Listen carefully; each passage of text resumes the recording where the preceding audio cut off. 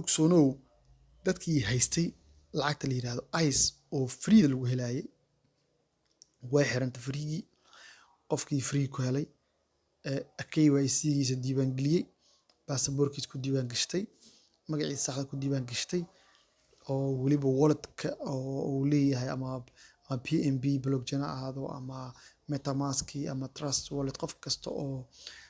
geliyey adresskiisa way u dhacday lacagta oo lacagii freega ahaa la siinayo waa la qaatay icekan maanta kor ay u soo kacday 14% ay kor soo kacday 002 003 ayuu marayay haddana 0056 soo maraa waxaa la rajeynayaa ice adiga hadda muddo waxay qabteen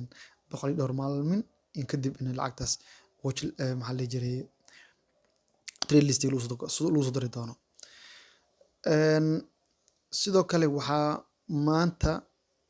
lasoo shaaciyay ama istaagay lacagtii freeda lagu heli jiray ee loo yaqaanay over protocol ama over wallet lacagtan over walletka markii hore meelahan waxay ku qornaa jirtay daily reward you claimed your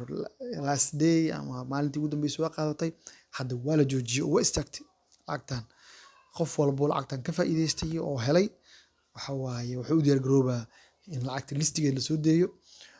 waa in hadda si baasaboorkaaga KYC-da sii dirtaa marka si KYC dirto waa inaad profilkaaga tagtaa oo sii gudbisaa maxaa la dhihi jiray KYC-daada haddii kale waxaa noqon doontaa dadka qaday ma fahanteen marka lacagtaas way istaagtay hadda oo weli laakiin dadka cusub ee isdiiwaan gelinayo waxay heli doonaan 2,000 oo xabo heli doonaan ama 1,000 xabo ama leena laakiin ma jirto wax free oo hadda daily u soconayo oo la helayo 9 xabo 70 xabo ma jirto way istaagtay waxaan rajeynayaa marka in lacagaha freega aan soo dhigaya aan la eesanin oo laga faa'iidaysto oo application iska diiwaan geliyo wax lacag kuma fadhiso waa la iska furtaa